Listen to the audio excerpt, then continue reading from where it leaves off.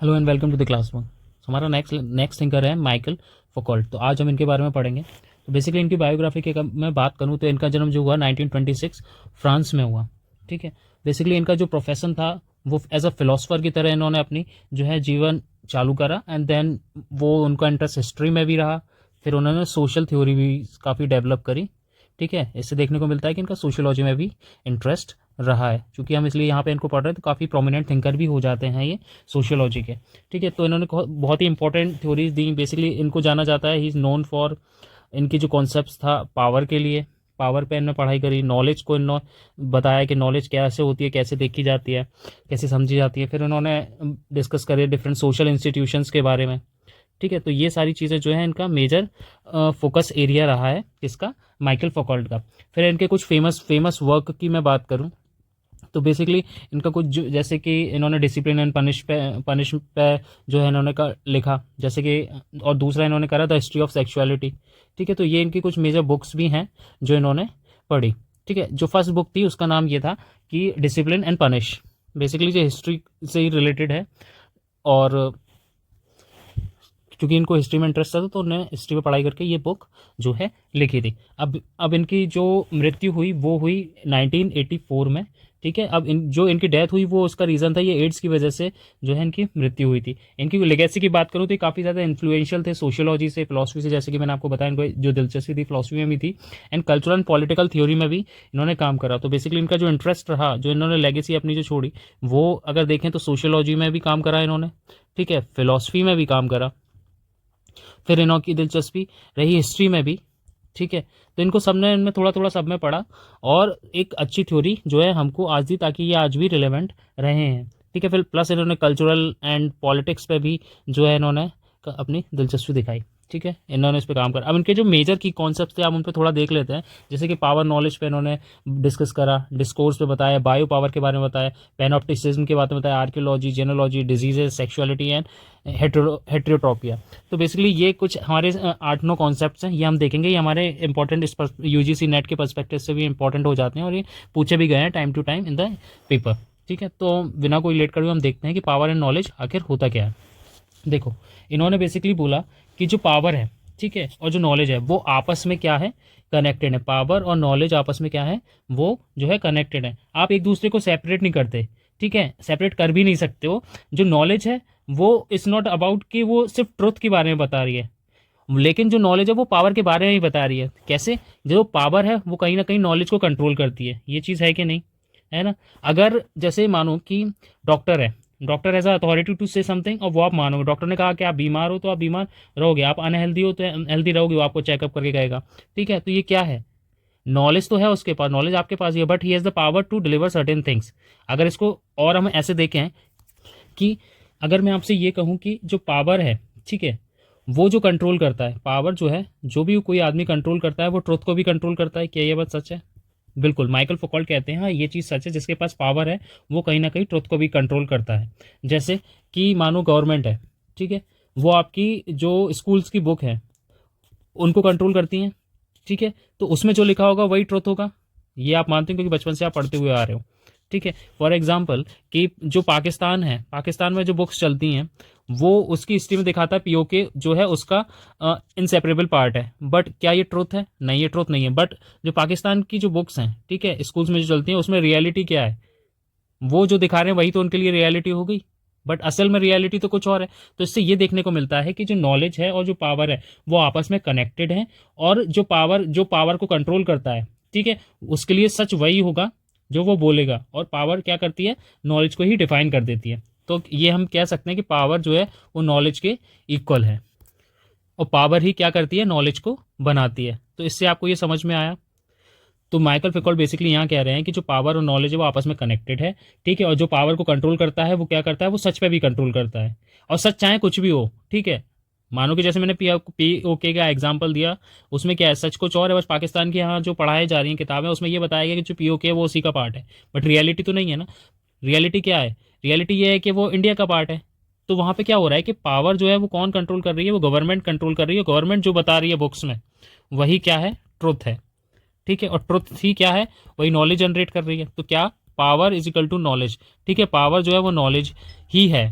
ठीक है, और पावर जो है वो नॉलेज को भी क्रिएट कर रही है। तो इतना क्लियर हुआ, ये माइकल फौकॉल्ट का एक इंपॉर्टेंट कॉन्सेप्ट है। फिर हम देखते हैं हमारा नेक्स्ट कॉन्सेप्ट कौन सा, आर्कियोलॉजी का। ठीक है, अब देखो बेसिकली आर्कियोलॉजी क्या है, आर्कियोलॉजी से आप क्या समझते हो, पुरातत्व है ना, पुरातत्व से बोलते हैं हिंदी में। तो बेसिकली ये क्या है, देखो फौकॉल्ट यहाँ पे कह रहे हैं कि ये बेसिकली एक मेथड है उनका, किसका, फौकॉल्ट का, कि इससे उन्होंने किस चीज़ की पढ़ाई करी, इससे उन्होंने पढ़ाई करी आइडियाज़ की, किसकी, विचारों की। ठीक है, तो इन्होंने जाना कि हम जो आइडियाज़ हैं एंड और जो नॉलेज है वो हिस्ट्री में कैसे चेंज होती हुई आ रही है। अगर इसको मैं ऐसे समझाऊं कि to study how ideas and knowledge change across different historical periods, मतलब जो हमारे विचार हैं, जो आइडियाज हैं एंड नॉलेज है, वो जो है वो हिस्ट्री से कैसे चेंज होती हुई आ रही है अभी। ये क्लियर हुआ। तो ये इनका मेथोडोलॉजी है। अब मैं अगर आपसे कहूं कि जो फैकल्ट हैं वो ऐसा कह रहे हैं कि अगर हम हिस्ट्री से उसको जानना चाह रहे हैं तो जो हम खुदाई करते हैं, जो डिगिंग करते हैं, जो हम खोद रहे हैं हिस्ट्री को जानने के लिए, आप क्या करते हो, अलग अलग सिविलाइजेशन दो तरीके से उसकी खुदाई करते हो, एक तो हॉरिजॉन्टल, एक वर्टिकल। तो अगर आप जो खुदाई भी कर रहे हो हॉरिजॉन्टल या वर्टिकल, तो उसमें से आप ना पत्थरों की खोज नहीं कर रहे हो, स्टोन्स की नहीं कर रहे हो, आप किस चीज़ की खोज कर रहे हो, आप आइडिया की खोज कर रहे हो कि उस टाइम पे चीज़ें कैसी थी और कैसी नहीं थी। अगर मैं आपको उदाहरण एग्जाम्पल से समझाऊं इसमें, तो आपको ऐसे समझ में आएगा कि उस टाइम पे अगर मैं कोई भी एक चीज़ ले लूं कि क्राइम की बात करूं, ठीक है, क्राइम एंड पनिशमेंट की बात करूं, तो अगर मैं आपको बात करूं तो एंशियंट या मेडिवल पीरियड में पनिशमेंट कैसा होता था, किसी ने अगर क्राइम करा तो पनिशमेंट कैसा होता था, काफ़ी हिनोनस होता था, शेम की बात होती थी, और इसको क्या करा जाता था, मृत्यु दे दी जाती थी, और ब्रूटली उसका राइट्स को भी ध्यान नहीं रखते हुए उसको बहुत ब्रूटली उसके साथ चीज़ें करी जाती थी। ये सच है। बट अगर मैं मॉडर्न की बात करूँ, मॉडर्न टाइम्स की बात करूँ, तो मॉडर्न टाइम्स में क्या हो रहा है, कोई अगर क्राइम कर रहा है तो क्या हो रहा है, वहाँ पे आपको क्या करा जा रहा है, आपको डिसिप्लिन करा जा रहा है, आपको सुपरवाइज करा जा रहा है। क्योंकि कैसे करा जा रहा है, आपको प्रिजन में रख रहे हैं, ठीक है, ताकि आप डिसिप्लिन रहो, आपको सुबह उठा देते हैं, वहाँ पे एक प्रॉपर उनकी दिनचर्या रहती है, ठीक है, वो चीज़ करते हैं, ठीक है, और वहाँ पे उनको सुपरवाइज करा जा रहा है। कौन सुपरवाइज करता है, वहाँ पे जो आपका सुपरिटेंडेंट ऑफ जेलर रहता है वो आपके वहाँ पे सुपरवाइज करता है। तो बेसिकली फौकॉल्ट का कहने का मतलब है कि हिस्ट्री और जो नॉलेज है, ठीक है, वो उसकी स्टडी करते हैं, और वो कैसे करेंगे, वो ये जानने की कोशिश करते हैं कि इतिहास से लेके अभी तक जो प्रेजेंट कंटेक्स्ट है उसमें ये आइडियाज़, विचार और नॉलेज कैसे बदलती हुई आ रही है। तो वो समझने की यहाँ पे माइकल फौकॉल्ट आर्कियोलॉजिकल की मेथोडोलॉजी से पढ़ने की कोशिश करते हैं, और वो ये जानते हैं कि जो आर्कियोलॉजिस्ट होते हैं जो खुदाई कर रहे हैं वो इसलिए नहीं कर रहे हैं कि वो वहाँ पे पत्थरों की खोज कर रहे हैं और वहाँ पे उनको कुछ चीज़ें मिल रही हैं, कुछ हथियार मिल रहे हैं, XYZ कुछ भी चीज़ मिल रही है, वो सिर्फ इसलिए कर रहे हैं क्योंकि वो एक आइडिया को जानने की कोशिश कर रहे हैं कि उस टाइम पर चीज़ें क्या हो रही थी और आज के टाइम के कंटेक्स्ट में वो चीज़ें क्या हैं। ठीक है, तो जैसे कि मैंने आपको क्राइम का एग्जांपल लिया, अब मैं आपको दूसरा एग्जांपल भी इसमें देता हूँ कि जैसे मानो कि उस टाइम पे मैडनेस, ठीक है, जो बेवकूफ़पंथी में मानी जाती थी कि भाई आदमी स्पिरिचुअलिटी में लगा हुआ है, स्पिरिचुअल पोजीशन कर रहा है, तो उससे क्या एंशियंट टाइम में माना जाता था कि मैडनेस मानी जाती थी, कि पागलपन है ये। ठीक है, जैसे ही आप एंशियंट में आओगे तो उसे माना जाता था कि भाई बेवकूफ़ है ये, मतलब उसका मोरल फेलियर है, मतलब सोसाइटी मोरली वेल स्टेब्लिश नहीं है। लेकिन अब मॉडर्न कॉन्टेक्स्ट में आप पागलपंथी की कोई हरकत है, मैडनेस की काम करे, तो उससे क्या माना जाएगा, उसे बीमार माना जाएगा, इलनेस। तो ये क्या होगा, एक सोसाइटी से एंशियंट से लेके मेडिवल से लेके अगर मॉडर्न की मैं बात करूँ तो ये मैडनेस, पागलपन क्या है, अलग अलग डिफाइन करा जा रहा है ना। क्लियर हुई ये चीज़, तो इसे कहते हैं आर्कियोलॉजिकल। ठीक है, अब इसी से मिलता जुलता एक कॉन्सेप्ट आता है हमारा जिसे हम कहते हैं जीनियोलॉजी। ठीक है, उसे देखते हैं जीनियोलॉजी क्या है, जीनियोलॉजी। अब बेसिकली ये जीनियोलॉजी क्या है, देखो इसमें क्या है कि हम जो फैकल्ट हैं वो इसमें ये एग्जामिन करना चाह रहे हैं कि जो पावर है ना, जो पावर है वो कैसे क्रिएट कर रही है, किस चीज़ को क्रिएट कर रही है, हमारी सोशल प्रैक्टिसेस को। जैसे कि सोशल प्रैक्टिस कैसी हो गई, जैसे कि पनिशमेंट हो गया, है ना, सेक्सुअलिटी हो गई, समाज में सेक्सुअलिटी भी एक बहुत इंपॉर्टेंट चीज़ है, जैसे कि इन्होंने इस पर एम्फेसाइज करा। और हो गया कि हम ले लेते हैं डिसिप्लिन की बात करते हैं, ठीक है, ओवर टाइम। तो ओवर टाइम ये सारी चीज़ें कैसे चीज़ें जो हैं वो पावर के थ्रू क्रिएट हो रही हैं, तो माइकल फौकॉल्ट इसी के थ्रू ये जानना चाहते हैं। आर्कियोलॉजिकल में क्या कर रहे थे, जो आपका खुदाई और डिगिंग ये सारी चीज़ें कर रहे थे, उसमें आइडिया और नॉलेज की खोज कर रहे थे। बट यहाँ पे क्या हो रहा है जीनोलॉजी में, तो यहाँ पे ये हो रहा है कि वो ये देखना चाह रहे हैं कि पावर कैसे सोशल प्रैक्टिसेस को क्रिएट कर रही है। ठीक है, जैसे कि अगर मैं इसमें एग्जांपल से आपको बताऊं कि जो हमारे मेडिवल टाइम में या उससे पहले वाले टाइम में तो होता क्या था, जो राजा थे वो क्या करते थे, वो पनिशमेंट अगर किसी को दे रहे हैं, या तो मृत्युदंड दे देते या काफ़ी क्रूअल पनिशमेंट होता था। बट मॉडर्न टाइम्स में अगर मैं फिर बात करूँ आपकी, अब तो किंग्स वगैरह नहीं है, तो क्या कर रहे हैं वो प्रिजन में डाल दे रहे हैं। प्रिजन में डाल के चीज़ें अलग होती हैं, आप उसको सुधारने की कोशिश करते हो, आप डिसिप्लिन में लेके आते हो। बट यहाँ पे अगर अगर मैं पुराने टाइम की बात करूँ तो अगर आदमी ने कोई क्राइम करा है तो उसको बहुत कड़ी सज़ा दी जाती थी कि वो उसमें अपने अंदर सुधार नहीं कर सके, बस उसको क्या कर दिया जाए, या तो मृत्यु दे दी जाए या कुछ और भी उसके साथ देश निकाला या गांव निकाला, XYZ जो भी दिया जाता था। बट जो मॉडर्न सोसाइटी में उसमें उसमें आप क्या करते हो, आप सुधारने की कोशिश करते हो। ठीक है, तो जो फैकल्ट है वो ये कहना चाह रहे हैं कि जो ये शिफ्ट हुआ है ना, ये इसलिए हुआ है कि सोसाइटी की उस चीज़ पे ज़रूरत थी, और उससे सोसाइटी को क्या आप इफिशियंट वे में क्या करना चाहते हो, आप इफिशियंट वे में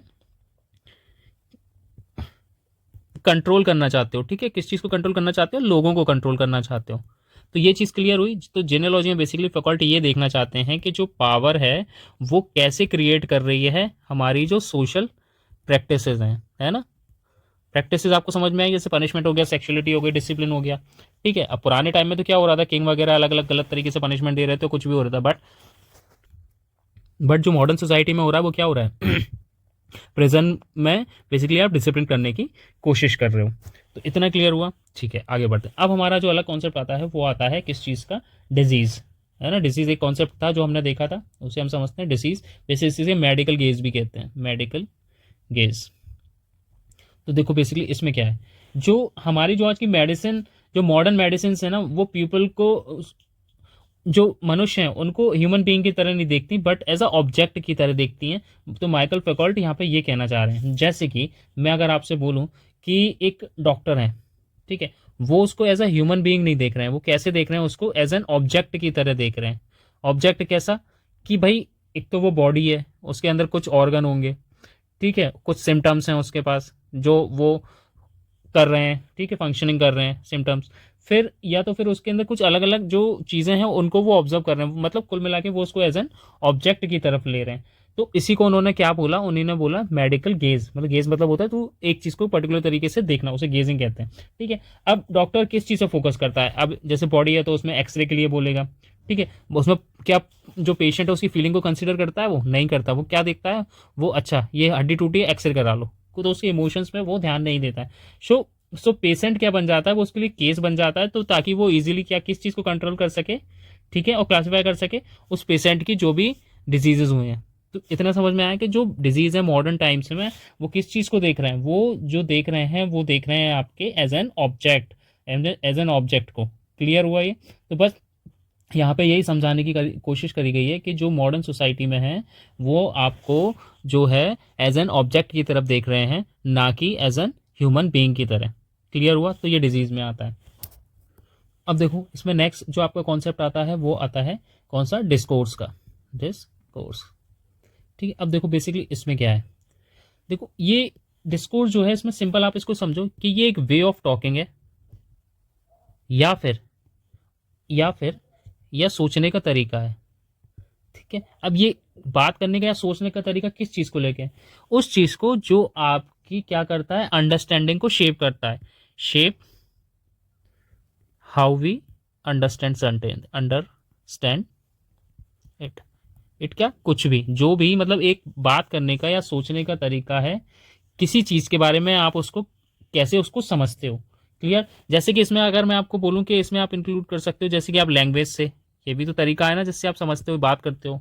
ठीक है, आइडियाज़ के बारे में आप सोचते हो, इंस्टीट्यूशंस के बारे में आप जानने की कोशिश करते हो या प्रैक्टिसेस करते हो। तो ये बेसिकली क्या है, ये बेसिकली एक वे है, एक वे ऑफ टॉकिंग है, थिंकिंग है, जिससे आप किसी चीज़ को समझने की कोशिश करते हो। वो समझते किस किस चीज़ से हो, लैंग्वेज से, आइडियाज से, इंस्टीट्यूशन से, किसी प्रोडक्ट से।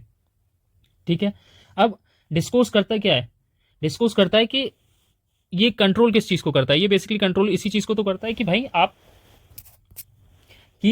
क्या कर रहे हो, आप कर रहे हो उसमें सोचने का तरीका कि क्या चीज़ सही है क्या गलत है। ठीक है, आप किसने कहा किसने नहीं कहा, आप किस चीज़ को बात कर रहे हो, कैसे बात कर रहे हो, तो ये क्या क्या हो रहा है, आप कुछ बात ही तो कर रहे हो, कुछ सोच रहे हो। उस सोचने से आप किसी तीसरी चीज़ के बारे में सोच रहे हो कि मानो समाज में हमने क्राइम पे बात करी थी, तो आप उस चीज़ में जानने की कोशिश कर रहे हो कि ये क्या है। तो वो किस तरीके से करोगे, आप किसी लैंग्वेज के थ्रू ही तो जानोगे, आप उस पर विचार करोगे, आप सोचोगे, आप उसमें क्या करोगे, आप उसकी प्रैक्टिस करोगे। तो किसी चीज़ को जानने का पर्टिकुलर तरीका होता है, उसी को उन्होंने बोला डिस्कोर्स। जैसे कि मानो कि आपने, मैंने एग्जांपल दिया था आपको कि जो स्पिरिचुअलिटी है, सॉरी मैडनेस है, पागलपन है, वो पागलपन अगर मैं मेडाइवल में बात करूं तो वो बोलते थे कि भाई ये स्पिरिचुअल है, अध्यात्म, ठीक है, स्पिरिचुअल है। और उस स्पिरिचुअलिटी में वो क्या कर रहे हैं, वो स्पिरिचुअलिटी को पॉसेस कर रहे हैं, ठीक है। बट यही चीज़ अगर मैं मॉडर्न मॉडर्न टाइम से बोलूँ तो अब जो पागलपन है उसको वो कैसे कंसीडर करते हैं, उसको इलनेस की तरह कंसीडर करते हैं कि भाई ये तो एक बीमारी है। अब बीमारी कौन बताता है आपको, कौन बताता है, ये बेसिकली साइकेट्रिस्ट ही तो बताता है ना, वही तो बताता है साइकेट्रिस्ट, है ना। तो ये क्या हो गया, इससे आपको समझने में आ रहा है, ये आपने सोचा ना इसके बारे में, आपने वे ऑफ थिंकिंग है, आप वे ऑफ थिंकिंग है या वे ऑफ टॉकिंग है, तो आप उसी से तो पता लगा रहे हो कि ये क्या है ना। तो बस इसी को क्या कहते हैं, डिस्कोर्स कहते हैं। क्लियर हुआ? ओके। फिर हम बात करते हैं हमारा अगले कॉन्सेप्ट की, ये है हमारा पैनोप्टिसिज्म। पैनोप्टिसिज्म, अब इसमें बेसिकली ये क्या चीज़ है, नाम तो इतना बड़ा है बट बहुत सिंपल सा कॉन्सेप्ट है। इसको देखो ऐसे समझो कि जब भी कोई व्यक्ति आपको बाहर से ऑब्जर्व कर रहा है बट वो पता नहीं है कहाँ से ऑब्जर्व कर रहा है, तो आप कैसे हो जाते हो, कॉन्शियस हो जाते हो, अवेयर हो जाते हो कि नहीं। तो बस वही चीज़ है यहाँ पे कि मानो कि जैसे प्रिजन है, ठीक है, जेल है, उसमें कैदी रह रहे हैं बट उन पर काफ़ी सारी निगरानी है, कहीं सीसीटीवी से कोई देख रहा है, ठीक है, मान लो जेलर उनको कहीं से देख रहा होगा, तो क्या है, ये डिसिप्लिन में रहेंगे, ऑब्जर्व में रहेंगे, ठीक है, इनको पता रहेगा हमारे तरफ चारों तरफ से निगरानी चल रही है, ठीक है। तो ये क्या है, ये बेसिकली इंस्पायर्ड, ये किस चीज़ से इंस्पायर्ड है, ये पैनॉप्टिशियन से इंस्पायर्ड है। उसमें ये होता है बेसिकली कि पर्टिकुलर इंडिविजुअल कॉन्शियस हो जाता है कोई भी अगर थर्ड पर्सन उसको देख रहा है, और उसमें पीपल क्या है, प्रॉपरली बिहेव करेगा, ठीक है, क्योंकि उन्हें पता है कि हमें हमेशा कोई ना कोई देख रहा है। तो इसमें बेसिकली क्या कॉन्सेप्ट आ रहा है, इसमें तो माइकल फुकॉल्ट क्या कहने की कोशिश कर रहे हैं, उसमें ये कहने की कोशिश कर रहे हैं कि जो मॉडर्न सोसाइटी है ना हमारी, वो मॉडर्न सोसाइटी में बेसिकली हो क्या रहा है कि सेल्फ पुलिसिंग चल रही है, सेल्फ पुलिसिंग सोसाइटी है, ठीक है, जिसकी वजह से लोग क्या हो रहे हैं, डिसिप्लिन में रहते हैं। क्लियर हुआ? बट ऐसा क्या पुरानी सोसाइटी में था, old old old old times में था, नहीं था। तो है ना, वही चीज़ यहाँ पे पैनोप्टिसिज्म में ये है कि इंडिविजुअल जो है वो जो है डिसिप्लिन होता है, अवेयर होता है, कॉशियस होता है कि उन्हें कोई तीसरा पर्सन देख रहा है, और वो सुपरविजन और उसमें रहते हैं। इसका बेस्ट एग्जाम्पल है प्रिजन वाला, ठीक है। क्लियर हुआ ये कॉन्सेप्ट? ठीक है, अब हम आगे बढ़ते हैं हमारे नेक्स्ट कॉन्सेप्ट पे, जो है बायो पावर। बायो पावर, अब बायो पावर क्या है, देखो बायो पावर को आप ऐसे समझो कि जो आपकी गवर्नमेंट है ना, हाउ, जो गवर्नमेंट है, कि गवर्नमेंट जो है वो किस चीज़ को कंट्रोल कर रही है, आपकी बायोलॉजिकल सारी चीज़ों को कंट्रोल कर रही है ना। सोचो थोड़ा, कर रही है ना। जैसे कि मैं बात करूं कि जो आपका सेंसस है उसमें सारी डिटेल आपसे ले रही है, आपकी हेल्थ और वो सारी चीज़ें ले रही है ना, ठीक है। पब्लिक पॉलिसीज़ बना रही है, बना रही है, बना रही है कि नहीं, बिल्कुल बना रही है। जैसे कि मानो वैक्सीनेशन लगी कोविड में, वैक्सीनेशन लगी कोविड में, ठीक है, तो वो क्या हुआ, वो बायोलॉजिकल पावर ही तो है जो आपको वो कोविड की वैक्सीन लगवा रहे हैं। भाई आपको नहीं लगवानी, आप मत लगवाओ, लेकिन वो उन्होंने आपको बोला ना कि आपको ये वैक्सीन लगवानी पड़ेगी, तो व्हाट दे आर डूइंग, वो आपकी सारी चीज़ों पे कंट्रोल कर रहे हैं। सेंसस में बात करूँ तो वो आपकी बर्थ के बारे में पूछते हैं कि नहीं पूछते। अब उसके लिए आपको किस चीज़ की डॉक्यूमेंट की ज़रूरत पड़ती है, आप कई सारे डॉक्यूमेंट बनवाते हो बर्थ के लिए, बर्थ सर्टिफिकेट बनवाते हो कि नहीं बनाते। तो यही है आपकी बायो पावर। आपकी डेथ सर्टिफिकेट बनता है, वो भी डेथ पे भी कंट्रोल कर रहे हैं वो, ठीक है, तब वो जानने की कोशिश करें। तो यही कहलाती है bio power, the government which controls all these things, कि जिसमें आपकी बायोलॉजिकल चीज़ें रिलेटेड होती हैं। क्लियर हुआ? तो इसमें ये समझने की कोशिश करें तो ये पॉलिसीज़ सिर्फ केयर करने के लिए नहीं है कि भाई गवर्नमेंट आपकी केयर कर रही है। तो माइकल फुकॉल्ट यहाँ पे ये कहने की कोशिश कर रहे हैं कि बायो पावर में कि गवर्नमेंट सिर्फ इसलिए ये डाटा कलेक्ट नहीं कर रही है, आपको ये चीज़ इसलिए नहीं दे रही कि आपका बेनिफिट हो, वो इसलिए भी कर रही है कि वो आपको डिसिप्लिन में लेके आना चाहती है, प्लस आपको वो रेगुलेट करना चाहती है, जितनी पॉपुलेशन है उसको वो रेगुलेट भी कर रही है। क्लियर हुआ ये चीज़? तो माइकल फैकल्ट की देखो इसी वजह से इतनी रिलेवेंट है कि ये चीज़ें रिलेट करके बता रहे हैं कि मॉडर्न जो एंशियंट टाइम में था और जो मॉडर्न सोसाइटी है वहाँ पे कितना ड्रास्टिक चेंज आ रहा है कि आइडिया प्लस नॉलेज, ठीक है, वो कंट्रोल कौन कर रहा है, वो पावर कंट्रोल कर रही है, ना कि कोई इंडिविजुअल कि उसका वो ज्ञान कंट्रोल कर रहा है, ठीक है। जिसके पास पावर है वही नॉलेज क्रिएट कर रहा है, वो नॉलेज ही ट्रुथ हो जा रही है, ठीक है। इसलिए आज भी इनका ये चीज़ का रिलेवेंस है। फिर हमारा एक लास्ट टॉपिक बचता है जिसका नाम है हेट्रोट्रोफिया। हेट्रोट्रोफिया, ठीक है। अब ये क्या है हेट्रोट्रोफिया? तो बेसिकली ये क्या है, देखो सिंपल सी बात है कि मानो दो स्पेसेस हैं, ठीक है, दो स्पेसेस हैं ए और बी, ठीक है। अब इन दोनों को आपस में सेपरेट करना ही हेटेरोट्रोपी है। अब ये कैसे, कि मानो कि यहाँ पे जो चीज़ें हो रही हैं ये नॉर्मल सोसाइटी है, ठीक है, और यहाँ पे जो सोसाइटी है वो बिल्कुल डिफरेंट है। अब ये कैसे, मानो कि हम एग्जांपल ले रहे हैं हॉस्पिटल्स का, तो हॉस्पिटल का काम क्या है, जो नॉर्मल हैं, जो नॉर्मल ह्यूमन बीइंग्स हैं, ठीक है, जो बिल्कुल तंदुरुस्त हैं, उनको एक साइड रख दो, जो बिल्कुल जो बीमार है उनको एक साइड कर दो। तो हॉस्पिटल का यही तो काम है। प्रिजन का क्या काम है, जेल का, जो क्रिमिनल्स हैं उनको एक साइड कर लो, ठीक है, ठीक है, और जो नॉर्मल है उनको एक साइड कर लो। तो व्हाट दे आर डूइंग हेटेरोट्रोपिया में, कि जो हमारी सोसाइटी, जो स्पेसेस है ना, उनके जो एग्जिस्ट करती हैं, उनके जो आउटसाइड होगी नॉर्मल सोसाइटी के, जो नॉर्म ये हमारी नॉर्मल सोसाइटी हो गई, ठीक है, इसके जो बाहर चीज़ एग्जिस्ट करेंगी, ठीक है, वो काफ़ी कैसी होंगी, वो स्ट्रेंज होंगी, वो कॉन्ट्रडिक्टरी होंगी,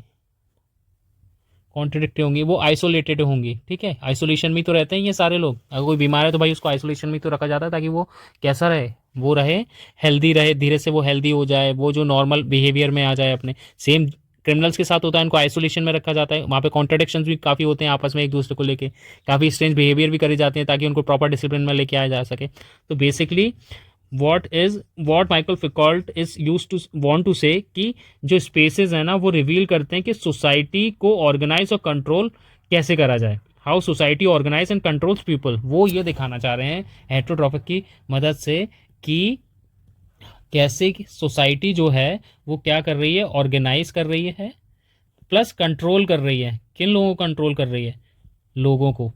तो ये माइकल फिकॉल्ट भाई साहब कह रहे हैं, है ना।